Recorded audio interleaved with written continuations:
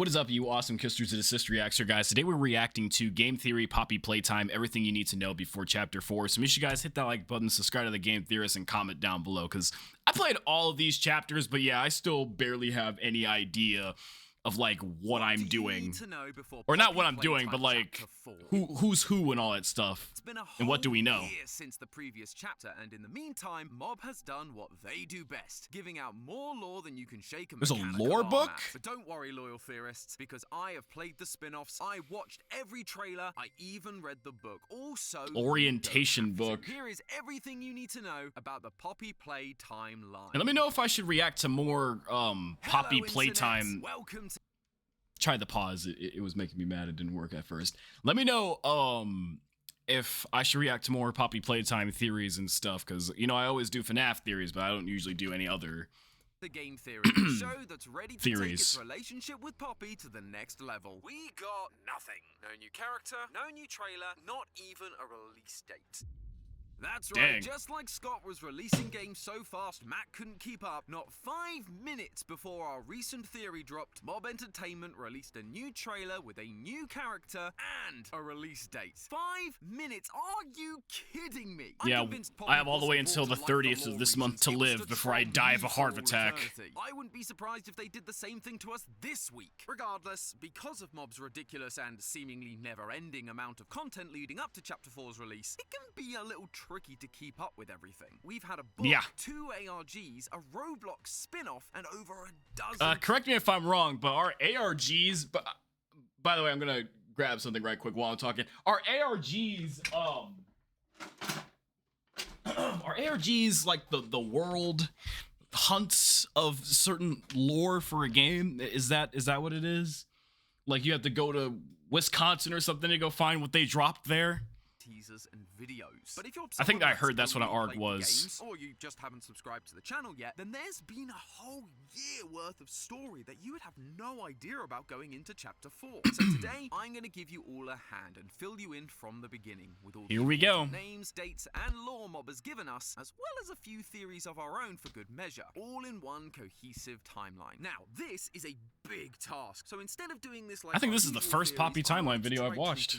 Definitely. Timeline. It's more story focused, with references in the bottom corner showing thumbnails, books, titles, basically any citations that I'll be pulling from. I've also got this nifty little traffic light symbol in the top corner to clear things up. Traffic light? What I'm saying are facts that we have physical evidence for. Amber means what I'm saying is theory, but it's supported That's by evidence. interesting. Red means it's speculation that makes sense for the story, but we don't have a lot of evidence for. So keep... You know what?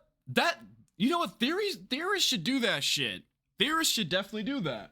Like, so no one has to be afraid to go on Twitter after they make a theory video. They just have a bunch of indications on the screen that this is in fact lore knowledge, and no, I'm not trying to drive the audience to think what I'm thinking, you know? Keep a close eye on your screens, theorists. But then again, it's kind of stupid that a theorist would have to do that, because people always complain and think that they're just trying to control the narrative and get mad at them because people believe them. Time to analyze the history of this forgotten factory. Just be careful that the screen doesn't stare back.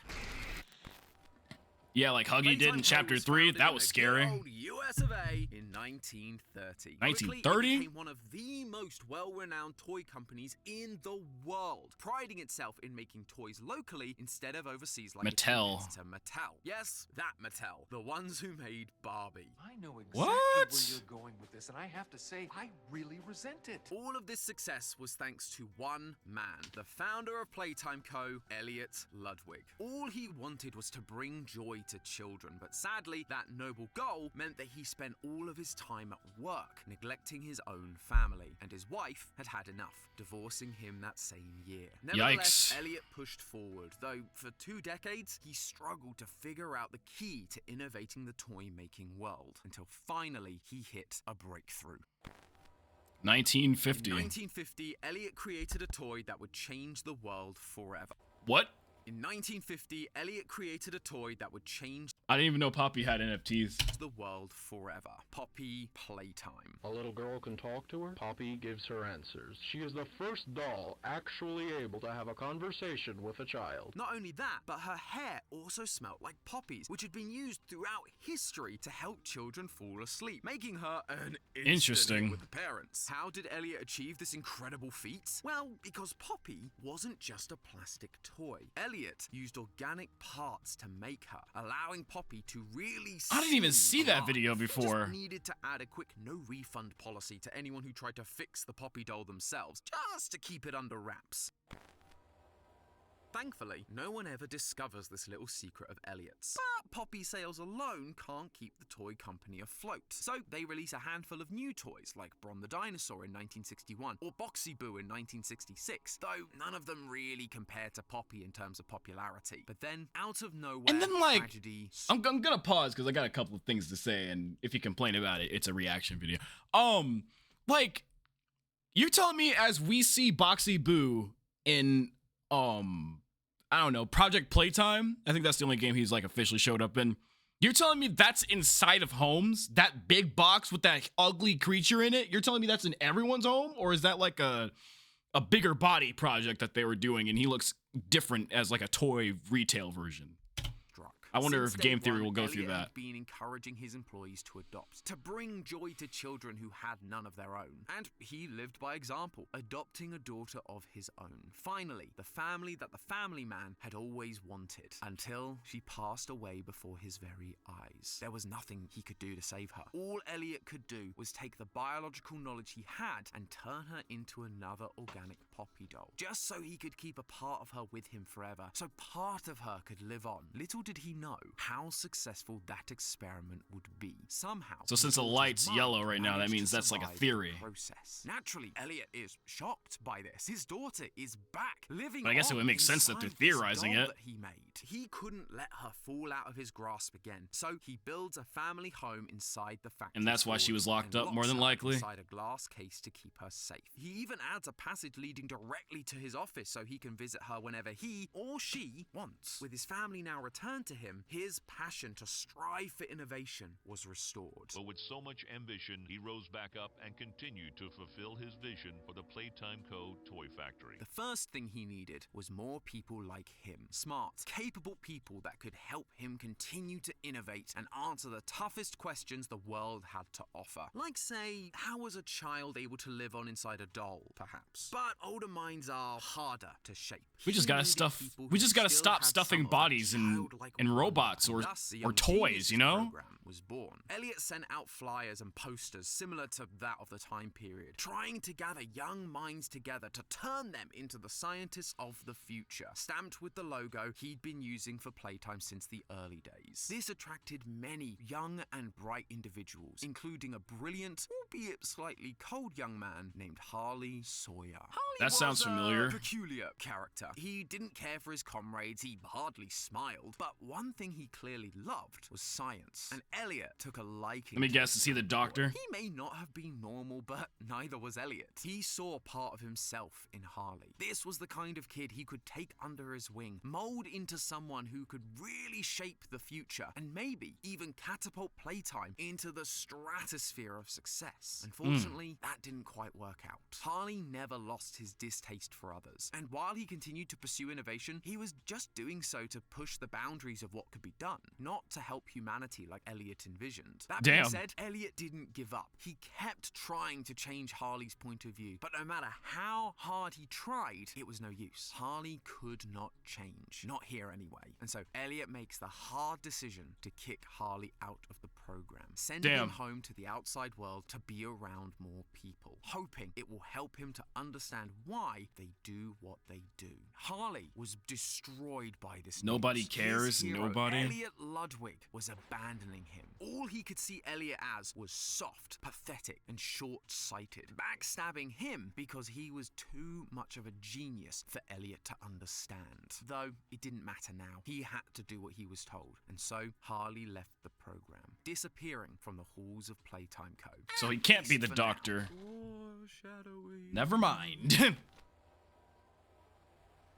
As the years go by, more and more, Elliot feels like it's not really enough to just encourage his employees to adopt. There are still so many children that need a home, much like his own daughter did. And while the Young Geniuses program was good, by taking on young people so late in their childhoods, even they were already stuck in their ways like Harley was. So, in 1976, Elliot announces a new program, Playcare, Playtime's own on-site orphanage, where he can continue to bring joy to children and educate them in the ways they should go, creating a mass of young, brilliant minds that could help lead the world to prosperity. But while all those programs sound good on paper, and they were well received by the public, they were beginning to cost Elliot a lot of money. Poppy was the last big financial success, and that was over 2 decades ago. But he can't keep innovating in the toy world and run these programs on his own. He would need more staff. So he hires people like Stella Graber to run the Playcare, Leith Pierre as head of innovation, Leith Pierre sounds familiar too, as the head of research, and Jimmy Roth as the chief marketing officer. Oh, we got a face for that person. Figure out how to stop the company from feeling, quote, old-fashioned. With all their powers combined, they try to get the company back on top, starting with the release of brand new toys like Candy Cat in 1979. Candy Cat. They continue to release toys into the next decade. They try Swap-Em-Alls that you could mix and match like Cappy and PJ Pugapilla. They also try Kick Me Paul for some reason. PJ Pugapilla is scary. Quite match the success of Elliot's original Poppy. That was until 1984 when Elliot had another idea. He went to the team and shortly after he releases the Blue Boy himself, Huggy Wuggy. Things were looking up. Huggy is such a big hit with the kids, it basically becomes the face of Why? in the eyes That thing is horrifying. Long-forgotten memory. Long live Huggy! The eyes, He man. has to capitalize off of this success by releasing Huggy's pink counterpart, Kissy Missy, 1 year later. She too is a huge success, just not as big as Huggy, obviously. Playtime Co. is on top of the world at this point. It's almost like they can do no wrong. But sadly, over the next half of the decade, their profits once again decrease. Sure, Huggy was successful, but just like Poppy before, you can't sustain an entire company off of a single toy, even if he has a cute pink girlfriend. They needed something new, and one of them had an idea. What if you create a bunch of toys as part of a set? That way, kids aren't buying just one toy, but several. Enter the Smiling Critters in 1989. Similar to Care Bears or Cabbage Patch Kids, these are small, cuddly toys with big personalities. Gross. Each one is unique, and so you would need to collect them all for the full experience. This was the perfect way to increase the dropping sales numbers Playtime was facing. Plus, to really capture the same appeal as Poppy and her poppy-scented hair, these critters would each come with their own unique scents, all with calming effects. Crafty Corn smells like jasmine, Bobby Bear Hug like rose. I didn't even know that. But would calming be enough? Poppy's hair literally put children to sleep. That's what made her such a hit with the parents in the 50s. They needed these smiling critters to do the same. So they get to work developing one more smiling Catnap. critter. One with the advertised scent of lavender, a scent associated with sleep, but instead of actually using lavender, they would create a poppy gas that would actively Catnap. put kids to sleep, just like Poppy did. They put the smoke inside the purple cat and gave him a name that tied into his sleepy powers, Catnap. And just to be on the safe side, Playtime Co. also commissions the creation of a Saturday morning cartoon featuring this new cast of characters, all begging Catnap Which all to look help them fall to terrifying. sleep with his red smoke, showing kids and parents alike that this is just what the toy is meant Like, to, his red. Why does he look so detailed in this frame compared to the other ones? Like, y'all know when SpongeBob used to do detailed frames and it just looks so serious and scary? Like, what the fuck are they doing it here? Smoke, showing kids and parents alike that this is just what the toy is meant to do. Initially, everything is going according to plan. Sales for this new line of toys are great. They are flying off the shelves. Both parents and kids really seem to love these new adorable critters, except for Catnap. After a few weeks, doctors began reporting a rise in children suffering from intense nightmares that all started after they received their Catnap toys. They was In high off Playtime's that giggle desperation gas. To mimic the sleep-inducing effects that Poppy had, they'd accidentally concocted something that, yes, put children to sleep, but also gave children horrible nightmares. Thankfully for Leith and the team, So they made, no like, connection was ever proven, Scarecrow's but they still fear needed to gas. save face. They recalled all of the Catnap toys, and Catnap was removed from the Smiling Critters lineup entirely. The Smiling Critters disaster put Playtime Co. in a bad spot. If they were That would going be a to survive huge the next lawsuit. decade, something needed to be done, and fast. And so, Leith Pierre put his head of innovation status to good use and came up with an unusual but effective plan. He hired a private investigator, Jared Lockhart, to track down former members of the Young Geniuses program that Elliot had started decades ago. These people trained under Elliot. They were geniuses from a young age, and most of them had quite impressive careers. If anyone was going to be able to come up with an idea to save this company, it would be one of them. Sometime later, Jared arrives with the list, and when it lands on Leith's desk, there is one option that immediately catches his eye. Harley Sawyer? Oh, shit. This guy was now What the certified fuck? by the American Board of Neurological Surgery. He was, by all accounts, a genius. And with Elliot using biological parts to make Poppy, a surgeon felt like the perfect fit. Leith presents this idea to Elliot for final approval. And while Elliot is hesitant at first, he does remember that Harley was the brightest of the bunch back in the day. And maybe all these years away have taught him the lessons he was hoping he'd learn. Do it. With that approval, Leith reaches out to Harley on January 15th, 1990, giving him an offer to come and join Playtime Co. once again. And strangely, despite the hurt Elliot caused him all those years ago, for some reason, Harley accepts the offer. Immediately, he begins showing the level of promise they were hoping for. Bigger Bodies Initiative. He sees the problems at Playtime Co., the public outcry, the declining profits, and he came up with an idea that would fix everything. Giant toys. We can increase our workforce and simultaneously decrease the number of lawsuits and people on our payroll if the people we have working aren't people. Put me in charge of it, and I will save this company. Leith makes Harley head of What special the hell? projects, and together they I mean, it begin sounds hiring evil. other scientists to help with the development of the Bigger Bodies Initiative. Some of them are fellow Young Genius alumni like Dr. Bruno White and Dr. Carmine McKay, but others are just young and eager biologists looking for their first big break, like the owner of the orientation notebook, PW. From here, the company begins their experiments. Harley takes the new scientists to observe and study the Poppy doll that he remembered being in the storage bay from his days in the Young Geniuses program. He told them to use her as the blueprint to bring toys to life. I am the cause. Being able to exist as a doll, it has killed so many people. Everyone works diligently to try and recreate the magic of this one Poppy doll. But after 814 experiments, it's clear that things aren't working with simple rats. They need to try something bigger. They need to repeat what Elliot did. They need to use children. Harley delivers the note to Elliot as one of his many updates on the program. But once again, Elliot is torn. Up until this point, these experiments weren't really all that bad. It was just a few hundred rats that suffered the consequences. But now, he had a choice to make. He'd spent his life trying to bring joy to children, to give them a home, somewhere they could grow and overcome the odds. Harley still couldn't believe this soft old man. What is more important to you, these children or the business you've spent decades building, which people rely on for their own families? Mortality is just a curse on humanity. It's like anyway. fucking If William you and think Henry so, all over these again, more than orphans who had likely. suffered would never grow old or sick. They could live forever and keep bringing joy to other children for centuries to come. It was not an easy decision, but this argument from Harley does sway Elliot. With that permission in hand, the senior staff of Playtime Co. set about building the Game Station, a facility designed to test the orphans' physical and mental abilities, pairing them with a specific toy, and if they were deemed ready, taken away for conversion. What the hell? And never come back. As part of this process, they utilized the red smoke that they made for the catnap toy. Where previously Poppy gels had failed, gas is a much more effective way of getting the mystical powers of the Poppy flower that helped bring Poppy to life into the body. Wait. Never come back.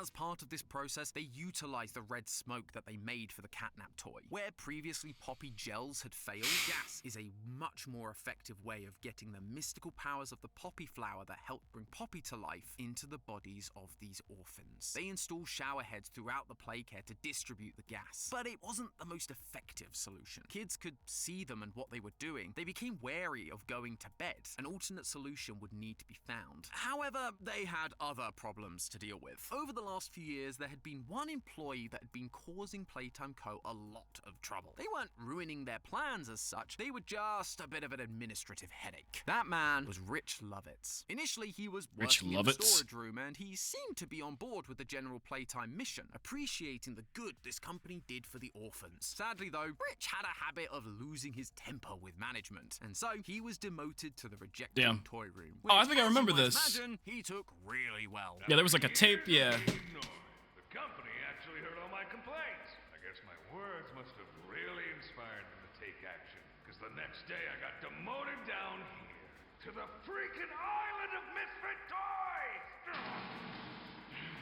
Of course, Playtime Co. had to demote him again, putting him to work in construction in the caves beneath the factory. Down here, in relative solitude, he was able to recognize his shortcomings and, with the help of his new supervisor, began to improve, even to the point of getting promoted. And now he's back upstairs. Great for Playtime Co. A reformed employee. The system worked. That was until Rich continued being promoted and began learning what was really going on with the orphans. He cared for these kids. That was the one good thing he had going for him from the beginning, and so he begins flying off the handle once again. The problem was now he knew too much. He could actually cause a problem for Playtime Co. if he went to the authorities. They couldn't just fire him anymore. They needed to get rid of him. And with the bigger body initiative well underway, with like a full-on assault rifles, like the game theory PNGs are starting to get violent. Like, why assault rifles? A silencer with a pistol would do the trick. Get rid of him. My God. With the bigger bodies initiative well underway, as well as Harley's requests for bigger subjects, they had an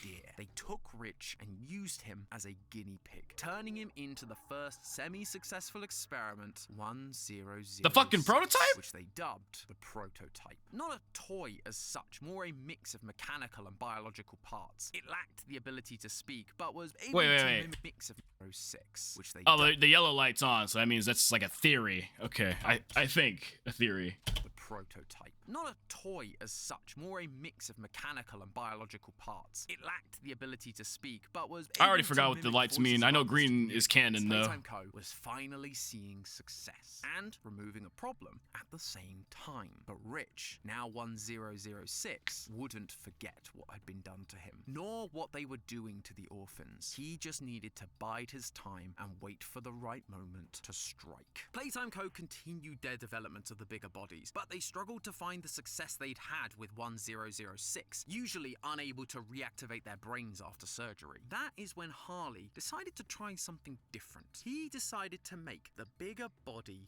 physically bigger, rather than just trying to match the size of the test subject. It flew in the face of all logic, but he needed to try something, and the crazy part is, it worked. They created Experiment 1160. Hell no. Okay, so I guess my question earlier got answered. So the big boxy boo that's in Project Playtime is actually their experiment, not something that's actually on the retail shelves.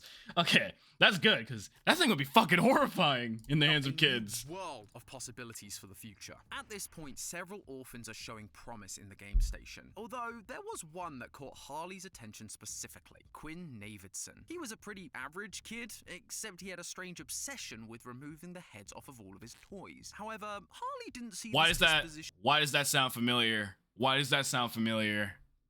I've seen that before, but I forgot which toy did it.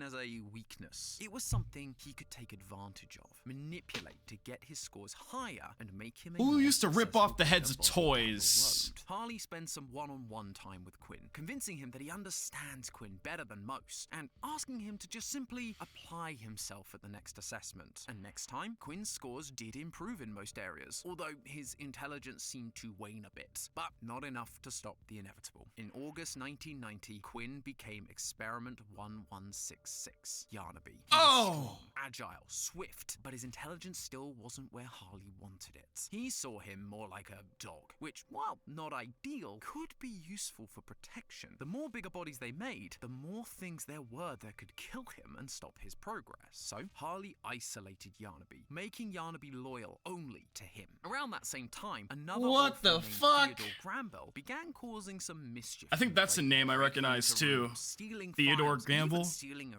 grab pack. When questioned he's about it, catnap, he just said right? it was his friend that told him to do those things. The staff just I think he's assumed catnap. His friend is of the imaginary persuasion, but in reality, it was very, very real. 1006 had found a way out of containment and was using Theo to help them escape. Once it had all the information, 1006 and Theo made a break for it. Though, due to Theo's inexperience, he accidentally overcharges the electrified grab pack hand and electrocutes himself. At this moment, 1006 has a choice. Gain the freedom it wants or save Theo. It chooses the latter. It gives Theo over to the Playtime Co scientists and turns itself in to be locked away once again. Now, there is only one way the scientists are able to save Theo. Oh, And no. on November 11th, Oh, 1990, no. the bigger body What? catnap was born. I didn't know Experiment 1. I had an inkling he was catnap because I remember the name being thrown around in my comments, but fucking like the name was thrown around in my comments and in relation to catnap, but I didn't realize the story behind of how he became catnap. Probably, but seeing as how the light's green, I'm assuming that's actually how he became catnap. 188. He was put into the play care because he was able to release the red gas just like the toy, and the kids would, hopefully, be much less suspicious of this big friendly toy than a typical showerhead. Again, Playtime Co. was killing 2 birds with 1 How much do you have to The Bigger Bodies spend to initiative get a was bigger now in body full toy? swing. Like, what's the Between price Cat they and had in Yarnaby, mind? Huggy was created, and in 1991, he was put to work as Playtime Co.'s new security measure, though his wandering eyes were noticed by an employee who wasn't supposed to know anything. Rowan Stoll. Rowan wanted to get to the bottom of what was going on and, over the course of a few months, began to figure out exactly what Playtime Co. was doing. When he threatened to leak what he'd found to the public, Harley put his bigger bodies to good use. Now, we need to start tailoring that. Bro, if you realize there's a company out there that's kidnapping people and putting them into the damn toys, why would you go out and vocally threaten to, like, leak the stuff? Like they won't just take you and kill you. Like, come on now. And he was in the best possible situation. I'm gonna go back because I was talking over it. But he was in the best possible situation too. Like, you're on the lowest rung of the ladder, bro. Just shut up and leave. And then just send that to the police and never go back to work and probably ask for witness protection or something.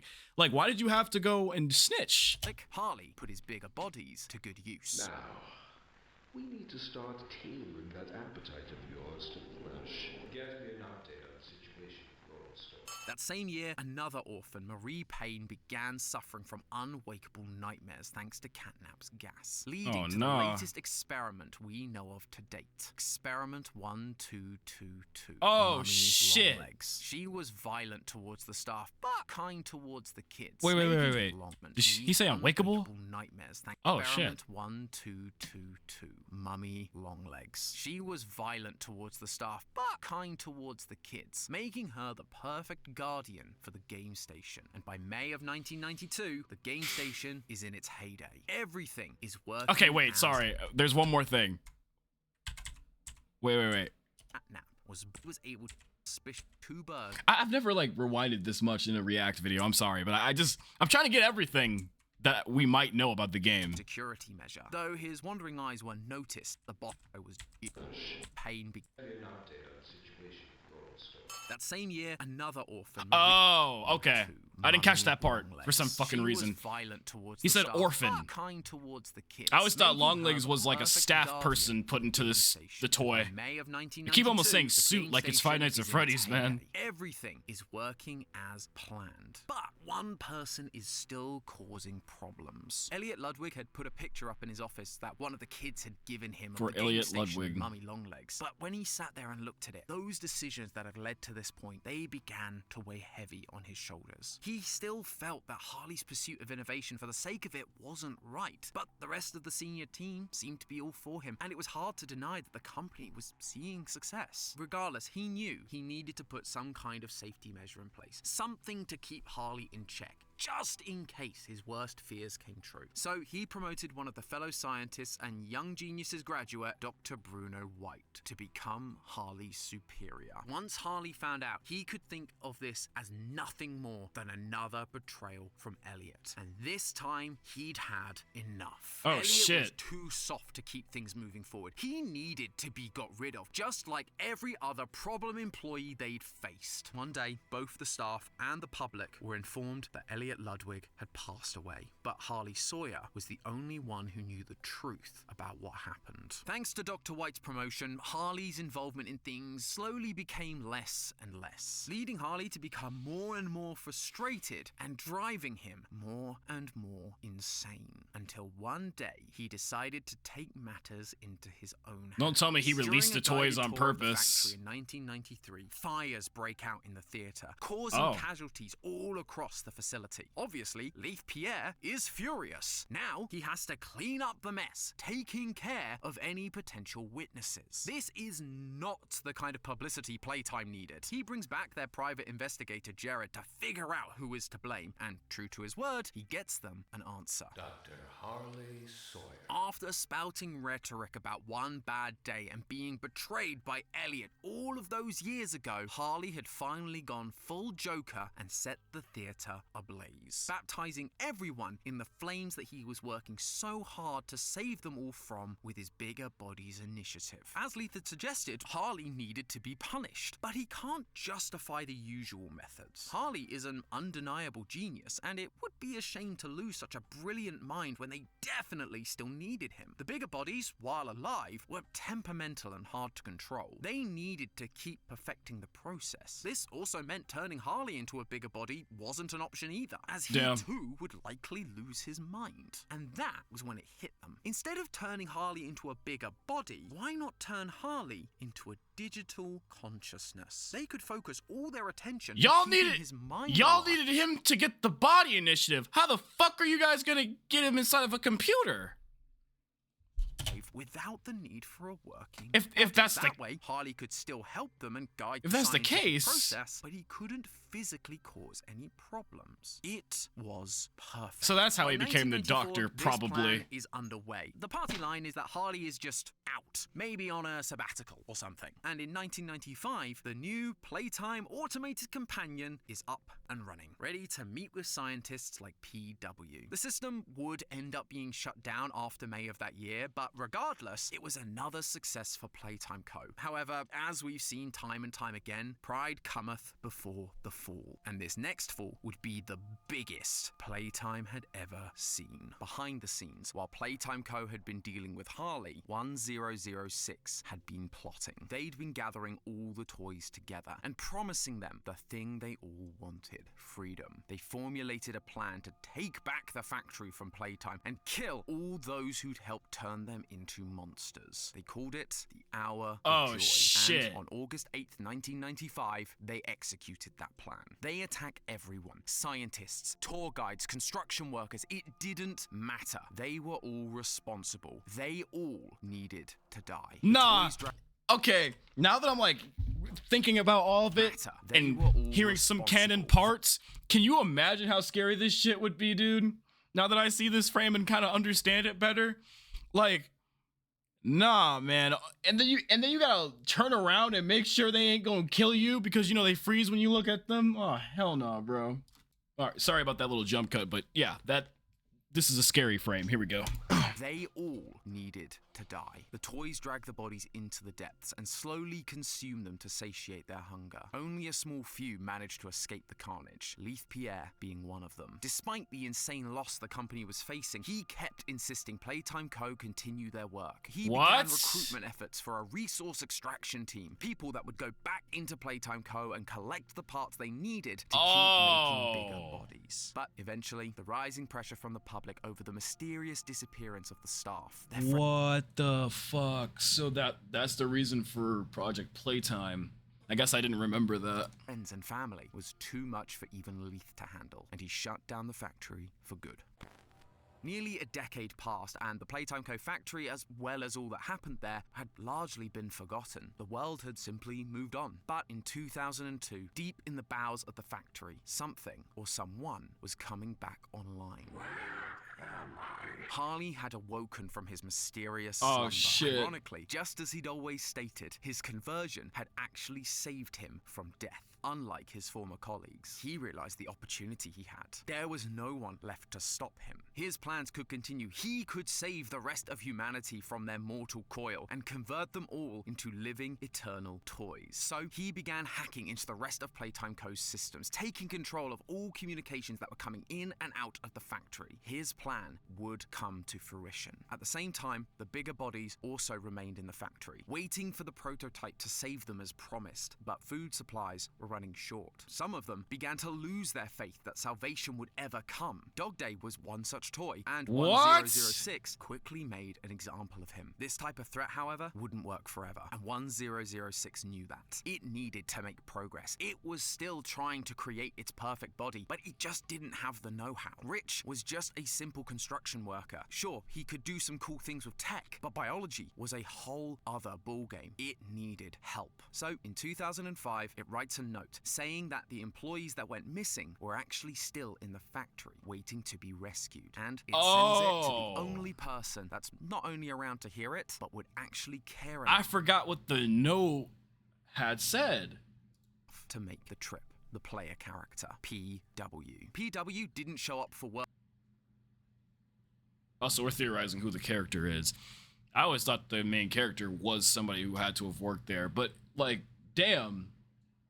Wait, let's go back.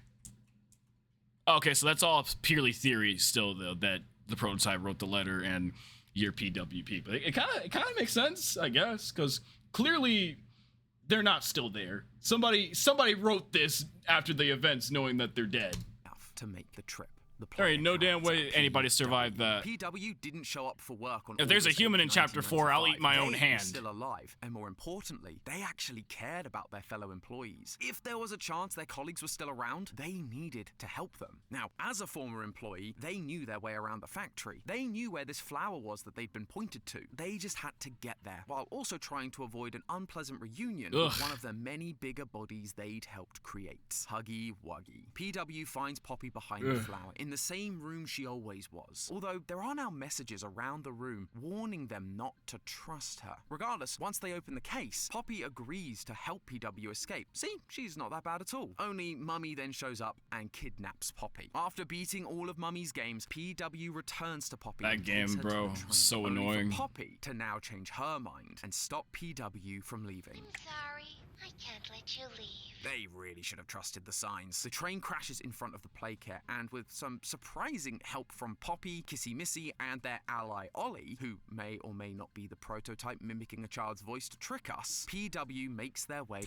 I can't let you leave. They really should have trusted the signs. The train crashes in front of the playcare, and with some surprising help from Poppy, Kissy Missy, and their ally Ollie, who I forgot may who or may Ollie not be the was. prototype mimicking a child's voice to trick us, PW makes their way through the playcare. Together, they defeat Catnap and begin the long trip down into Playtime's prison. But Kissy doesn't make the trip. She is killed by something on their way down. And all of this time, Harley has been watching through the security cameras, making his way down to the prison just a bit ahead of them to reunite with Yarnaby and lay whatever traps he has in store for us down in the depths, along with the nightmare critters, Pianosaurus, and a toy made from Play-Doh, Doughy the Dough Man. And that, loyal theorists, is the entire timeline of Poppy Playtime so far.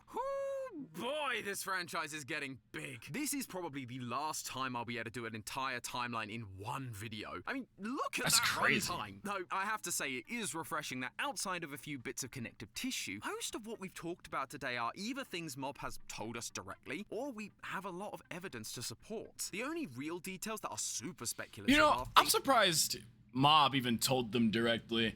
I guess dealing with Scott Cawthon for a very, very long time, like, and just dealing with Five Nights at Freddy's in general, like, I guess I wouldn't really expect, like, somebody who has like a huge lore like Poppy Playtime to just go and tell creators like, yeah, this is it.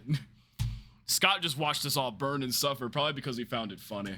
Things like when the Young Geniuses program started, or why Elliot agreed to start using children in the experiments. We said that the Young Geniuses program started in the 60s, but it could very well be the 50s based on the logo. Maybe they were even the ones that helped make the first Poppy dolls. But so long as Harley joins the company early, leaves, and then comes back to cause a bunch of problems, it doesn't really matter which decade it takes place. The same thing goes for Elliot's change of heart towards the orphans. We've got no evidence saying why he made the decisions he did. We may discover his reasoning in the future. It's just not going to change the order of events because we have set dates of when things have to happen. But there you have it, friends. Everything you could possibly need to know going into Chapter 4. And I don't know about you, but now I'm even more excited to see where all this goes. Who will our allies be? We're definitely going What to see is some Harley's crazy big shit. plan? Will I have to rethink the identity of the prototype for a third time? I'm sure all will be revealed in a few weeks. In the meantime, remember, that's just a theory. A game theory! Thanks for watching. World premiere on Game Theory. What? Today we end the torment. 19 books, 11... I'm pretty sure that's different. But anyway, yeah, yeah, I can't wait to see what they're going to do in Chapter 4. It's definitely going to be a crazy, edgy chapter like Chapter 3 was. But anyway, if you guys want me to check out Chapter 4 when it releases, make sure you guys hit the like button on this video. Comment down below if you're excited for Poppy Playtime. And hopefully any questions that I had lore-wise in the comments, I hope you guys answered them. I'll see you later. Peace out. Thanks for watching.